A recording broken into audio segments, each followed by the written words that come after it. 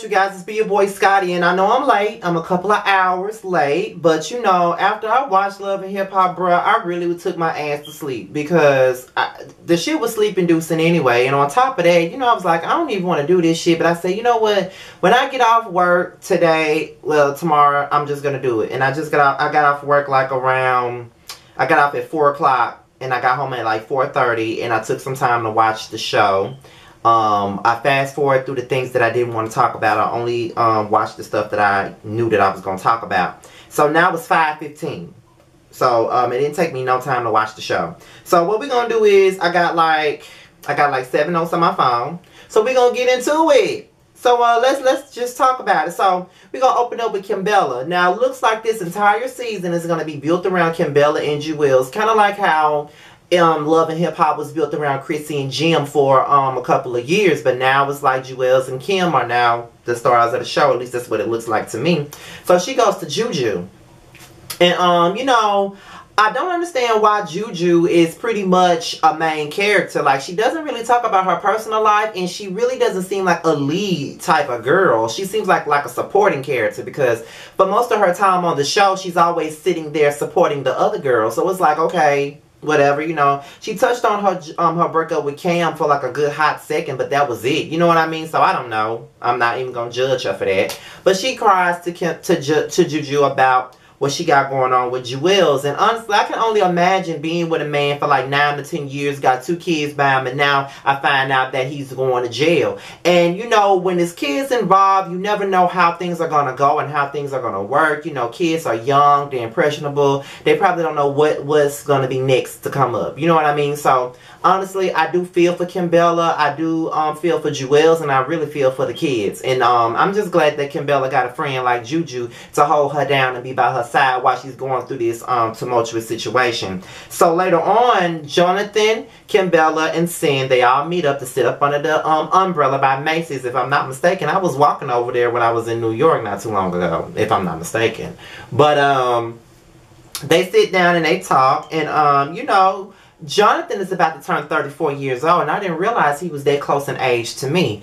And he's about to throw a little shindig for his birthday. He want all his friends to be there, but you know, it's a lot of drama surrounding his friends, and Kimbella don't know what the fuck he's talking about. So he's basically saying, well, you know, I know that you and Yandy really ain't been getting along like that. So at this point in time, you know, we're just gonna, I just want you guys to try to get along. And then Kimbella was like, no, I just feel like Yandy is full of shit. She's fake as fuck. She really hasn't been there for me. She was sitting up on Instagram making posts and shit about my birthday. She hadn't even called me all day. But yet and still, we ain't even talked in months. So how the fuck you wishing me a happy birthday? Now, in a sense, I get where Kimbella coming from. But in another sense, I'm like, girl, like, does it really matter if she called you earlier that day or not? She wished you a happy birthday. You either could have just let her post it and not say shit back, or you could have just called her and confronted her about why she's fronting for social media. Because what I don't like about certain people in friendships is that they will front and make things look like they're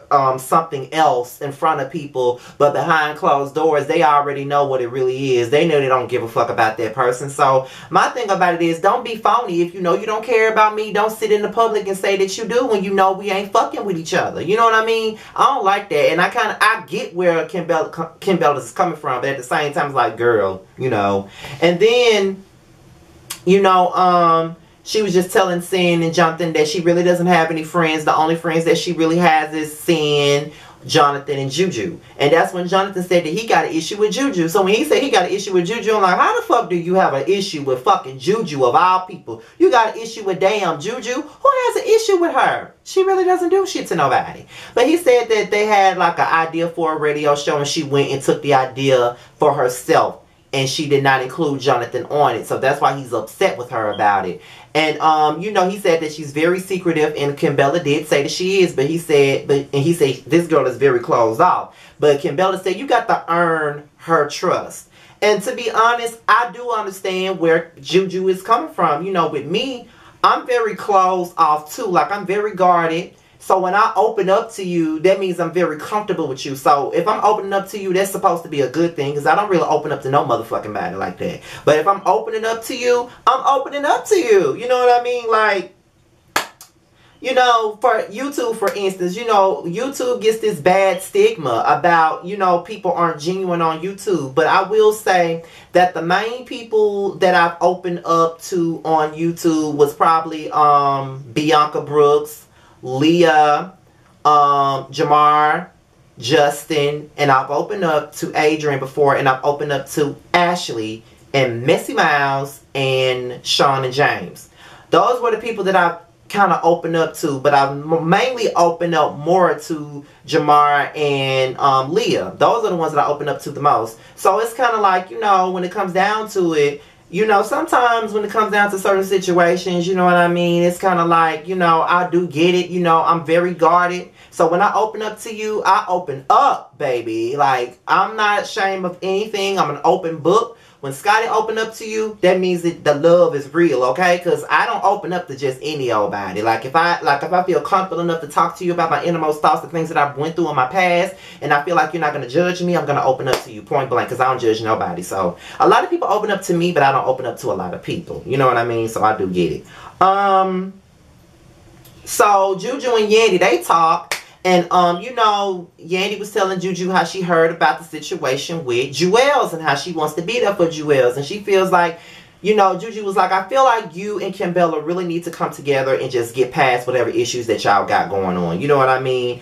And it's kind of like, you know, Yandy was like, I really want to be there for Kimbella, but she won't allow me to. Like, you know, when I tried to call Kimbella and just reach out to her, the only thing that she could say was, well, you reached out to his family first. Why does it matter if I reached out to his family first? You know what I mean? Like, that's his family, so why am I not going to reach out to them first? You know what I mean? So it's kind of like, you know what I'm saying? It's kind of like, well, you know, I get where Yandy is coming from with that particular thing. Because it's like, you know, bitch, I open up to them because that's his family. You know, those are your kids and everything like that. I want to be there for you because I already been where y'all going right now. But I can't because you won't let me. So allow me to be there. You know what I mean? So I kind of get where Kimbella come from. And I'm kind of getting where Yandy coming from. You know what I'm saying?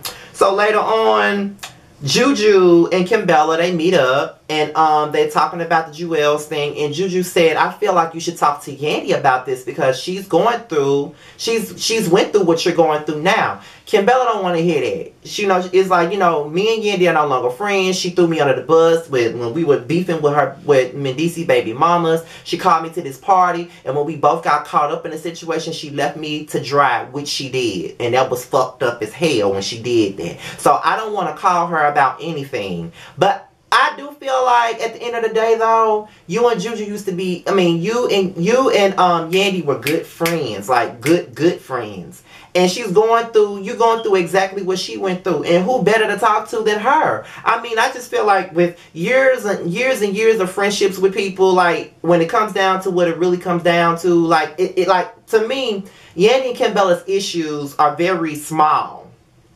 And normally for me, when I'm friends with someone and and the friendship dissolves, and if they're going through something, depending on how the fallout was, I can reach out to that person and just be there for that person regardless of whether we're friends or not. Like, just because I'm reaching out to them doesn't mean I have a desire to be their friend. But at the same time, you know what I mean, I can still reach out to you. But then, if the falling out was very hurtful and detrimental and there was no fucking apologies involved, then I'm not reaching out. Point blank and simple. So I do get that. Then that's when, you know, Kimbella let it slip that Jonathan got a problem with Juju. And Juju was pissed off because she feel like this. Why is it that you got a problem with me, but you running your mouth to Kimbella? I understand that wholeheartedly because I had that happen to me. You know what I'm saying? Bitches got a problem with me that I don't even know about. You know what I'm saying? Like, that's some fucked up shit to do as a friend. Like, if you running around, I'm running around like being your biggest cheerleader. Oh, I'm fucking with you. You know what I'm saying? I ride for you. You're my friend. Blah, blah, blah, blah, blah. You know what I'm saying? Like, yay! You know, we're best buddies. please, you know what I'm saying? And to find out that you talking shit about me and you got an issue with me that I don't even know about, and then when I confront you about it, you say we ain't got no issue, then you know what I'm saying? That's what it is. I hate that shit. Like, motherfucker, if you got a problem with me, the best thing for you to do is to come to me with the issue. Don't go to the next person, because then that's really going to make me mad, and then that's really not going to make me look at you the same way. Like, a lot of the times, I can forgive people, but never look at them the same again. Point blank. Either I forgive you or I don't. And even if I do forgive you, there's about a 90% chance that I may not ever look at you the same, and the friendship may not be the same. So, 10% of people were able to make the cut. Point blank. So, we get to the party. And Jonathan is there, and Sin is there, and Anais is there. And is it me or is Anais sick? Because I'm not joking. She really does look, she did look sick as hell in that confessional. Like, she had that Tammy Roman neck going on. Like, I don't know what's going on with her.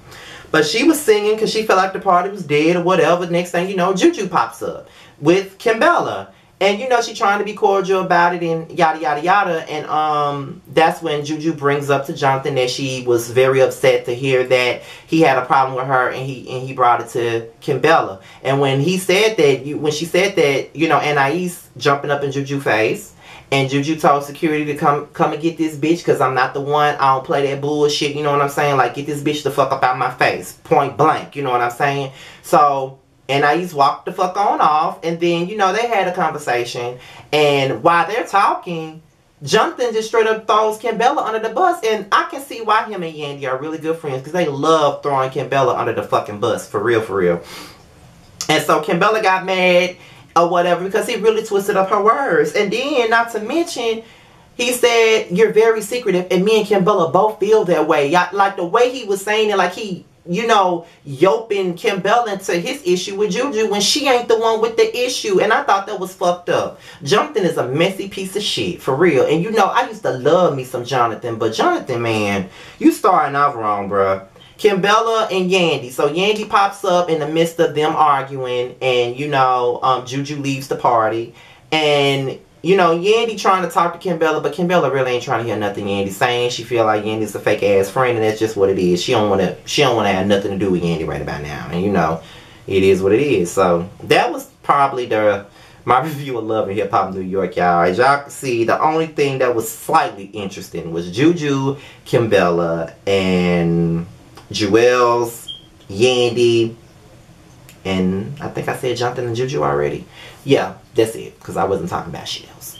So with that being said, you guys, all my social media is at the bottom. Be sure to follow all of them. I normally follow everybody back. If I don't follow you back, you got to DM me and let me know, and I'll follow you back, sweetie. You know, I'll follow everybody back. I even respond to everybody's. I respond to DMs. I respond to all of that stuff. So be sure to, don't be afraid.